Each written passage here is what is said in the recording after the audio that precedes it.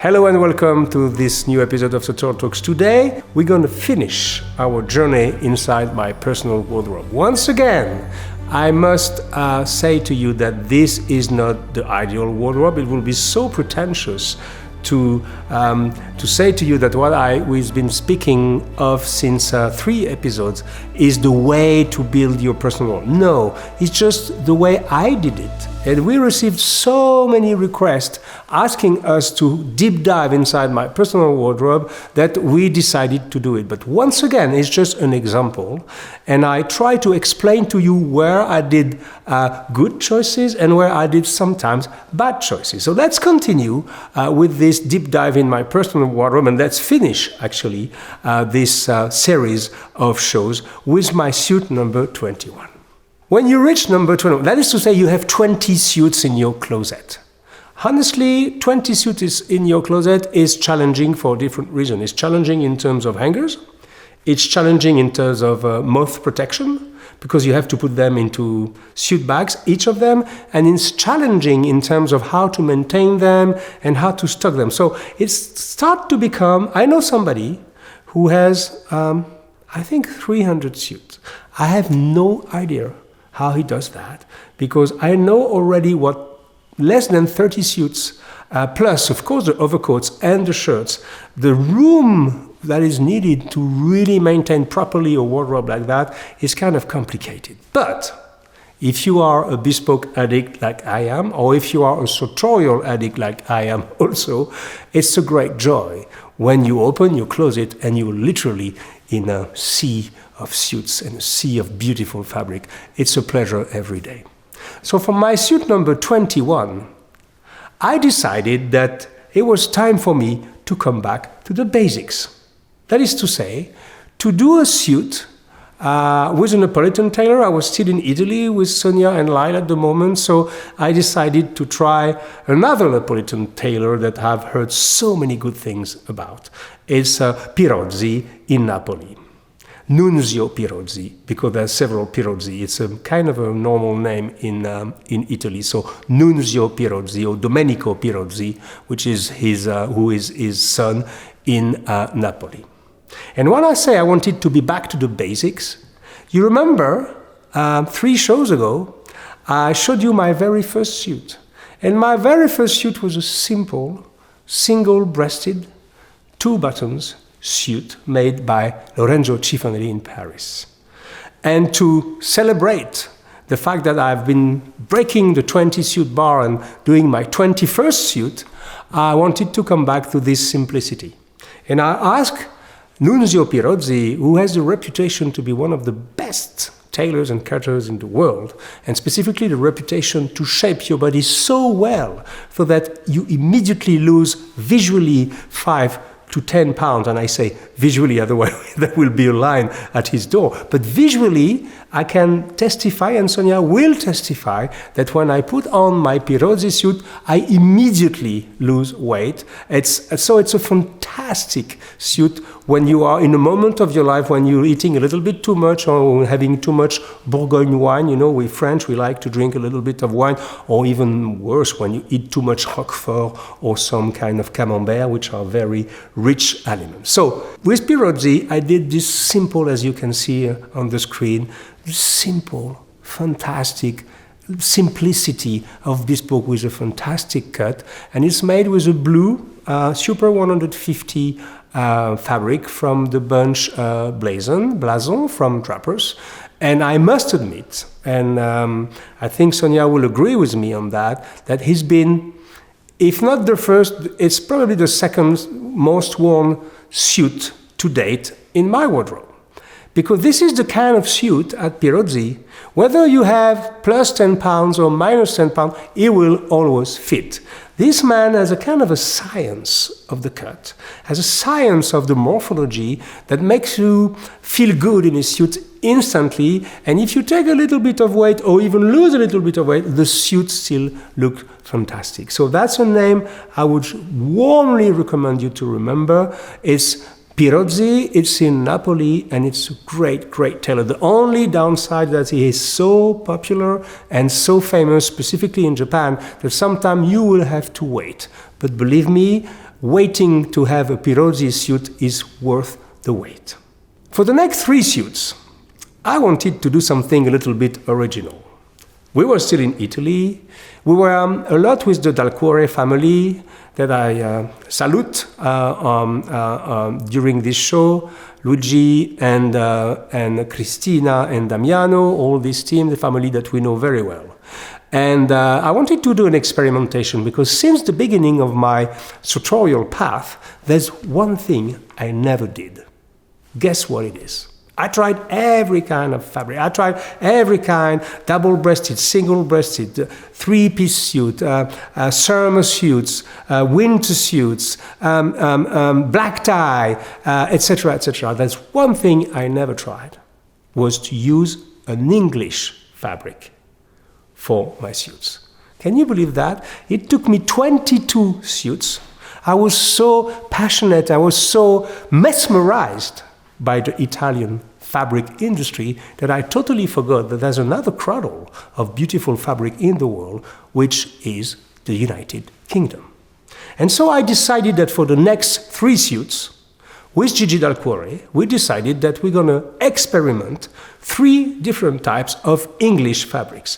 And the first one that we did together, as you can imagine, was not your usual Napolitan suit. It was a type of suit kind of with a heavy fabric from the revered and esteemed house called Wilbil. Everybody likes Wilbil. This is very thick and very British, you know, the essence, quintessential British fabric, very thick. You put on your suit with a Wilbil fabric, it's like it's bulletproof almost. So it's very thick. And I did, of course, as usual, you know, I'm obsessed, a double-breasted 4-on-1, and with a Wilbil that was a very, very, I think it was around 340 gram, 360 gram, with a Prince of Wales, but with a red line. I never had a Prince of Wales with a red line, and the result, as you can see, is quite interesting too. But it has a little bit of this Napolitan flair, nevertheless, with the buttonhole, which is inside the roll. So it's a beautiful suit that I've been using, for example, also in the documentary for Harry Street, because when you go in some weather condition where there's a lot of wind, it can be called this kind of fabric, like the Wilbil fabric, is kind of an armory. That's suit number 22. And then I went to the opposite, always with Dal Cuore on this series of 3 suits, because I wanted to try at last a summer suit in linen. Well, I have to be honest with you. It took me 10 years and 22 bespoke suits to have the audacity to try linen. Well, I will not say even the audacity, but to be able to try linen, because formerly I had the consideration that linen was not for me because I dislike this wrinkled nature of linen. I dislike when my suits are wrinkled. I hate when a flight attendant, when I don't travel business class, which is, by the way, most of the time when I'm travel economy class, I hate when the flight attendant puts her hands or his hands on my suit. It makes me nervous to see my suit wrinkled after a travel. So you can imagine me wearing a linen suit, because you understand that linen, the wrinkle is part of the personality of the suit. A linen suit has to be wrinkled, otherwise it's not a linen suit, it's a plastic suit or it's a whatever artificial suit. So linen has to wrinkle and you have to accept it. So I did it. I did this beautiful, once again, as you can see, with massive lapels, this 6-on-1 double-breasted suit in Irish linen by Wilbil, actually the same brand as the former suit. And I must admit, I managed to tame my obsession with wrinkles, and now I feel totally comfortable. It's probably one of my favorite suits for summer, because linen is a fantastic material. Honestly, now the mills in Biella and elsewhere, but specifically in Biella in Italy, they are very good at producing what we call tropical wool, very light wools, even some kind of performance wool that are plain weave with a lot of breathing inside, but still none of the wool will have this property of the linen. The linen is a dry material. It comes from a plant, not from an animal. It's dry. And honestly, when it's really hot, and specifically when your linen is not white, but off-white or cream like mine, all of a sudden you can really wear it under heavy climate condition, because this material, when you accept the fact that it wrinkles, it's really beautiful. So not only I managed to go through my difficult time I have with the wrinkle thing on the linen, but now I'm even considering continue on that and making some new linen suit for the future. That was my suit number 23 in Irish linen, 6-on-1 by Sartorial del Corre in Napoli. And the third one of this mini series of 3, though is suit number 24, I went back again to the opposite, but this time to the extreme opposite of the linen, which is a Fox Brother flannel of 380 grams.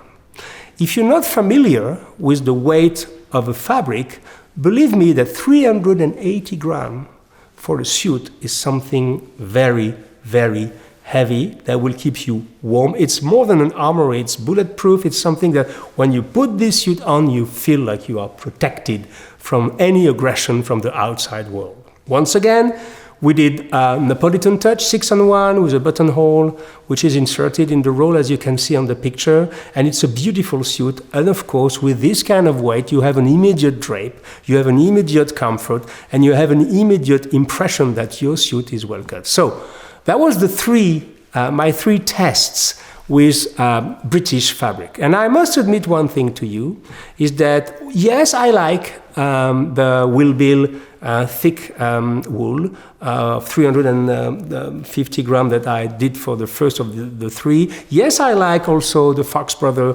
flannel, 380 grams, but I must have some kind of Latin blood inside me. I feel more comfortable in an Italian fabric because it's more of my nature. I like the liberty, the freedom of movement you have, and I like this, that the structure of my suit is brought by the tailor, and the way my tailor is working, like Chiffonelli, for example, bring a lot of structure, but still work with some reasonable weights for the fabric. So it doesn't mean I don't like English clothes, they are beautiful. It means that for my personal taste, I feel more comfortable, linen aside, with Italian clothes. So now let's move to suit number 25.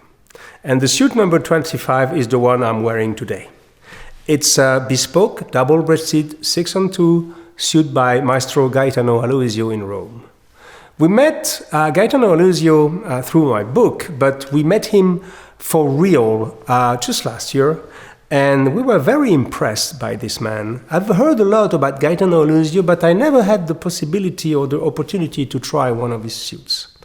And so we visited him, and the day we visited him, it's funny because at the day we visited him, we met somebody else that will become, this last 2 years, actually, one of our good friends, and we feel very close to because they do such a great job, is Paolo Drago, the CEO of the Drago company, which is, as you probably know, a very, very interesting mill located in the Biella region.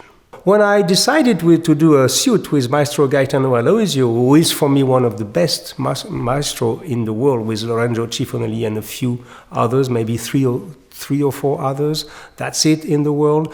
When I decided to do this suit, immediately Gaetano Aloisio said, you have to try the Drago fabric.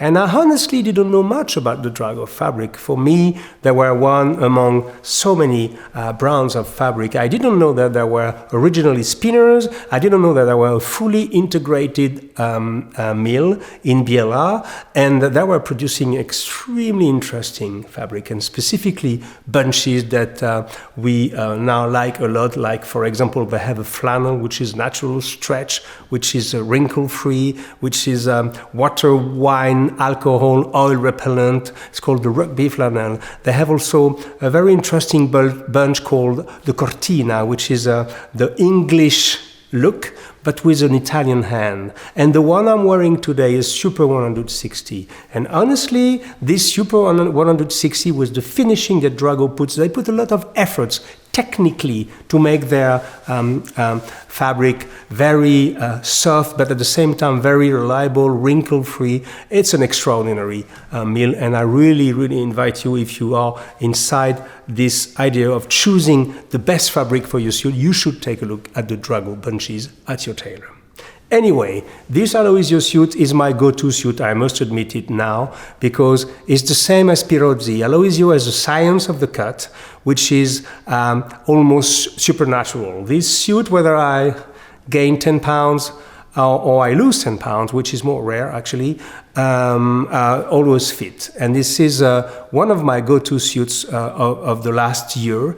And as you can see, it's a beautiful suit with a very, very, very subtle stripe, something absolutely beautiful. And this color, under the sun or in different weather conditions, works very well. But that's suit number 25, my first Gaetano Aloisio suit, with the first Drago fabric, but I can tell you it's not my last Aloisio suit, because I have more projects going on and in my head and with him, and this is for sure not my last Drago suit, and you will see that in suit number 27 has been made with a Drago fabric. But before that, I will have to go to suit number 26.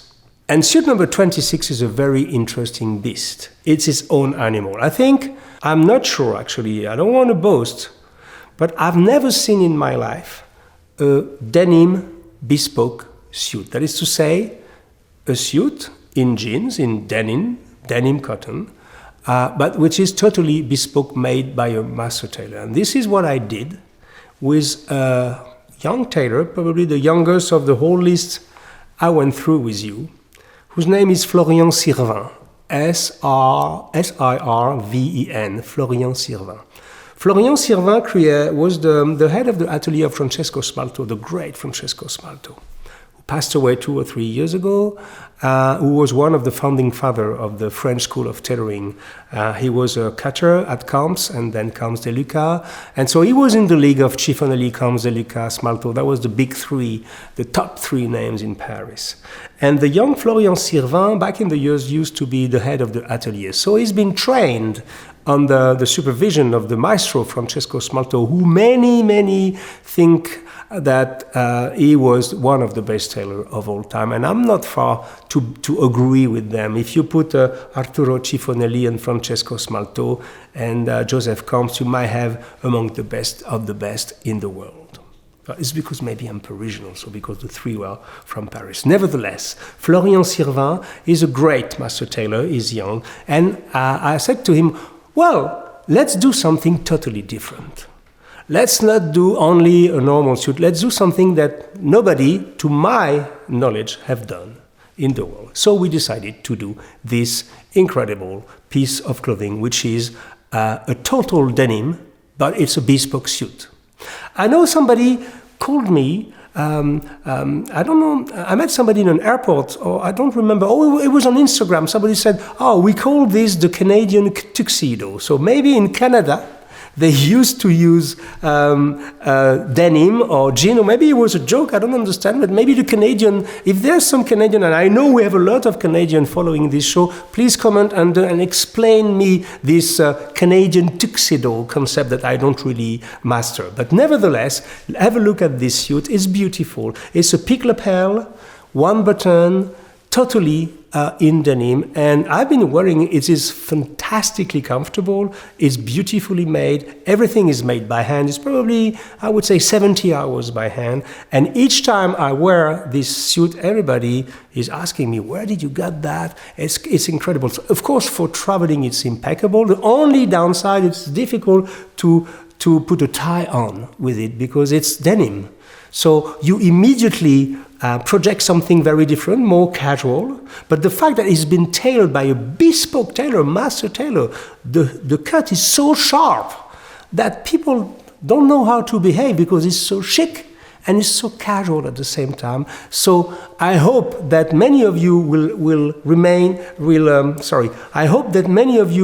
will remember this name, Florian Sirven, S-I-R-V-E-N. It's in Paris. This is a new generation of bespoke tailoring, and honestly, these people are worth a visit. He's working with his wife, who's called Aide, and these are great people that we would like to promote and to help, because they are protecting not only your craft, but they're also protecting the heritage of Francesco Smalto himself, because Mr. Sirven was trained under this great maestro.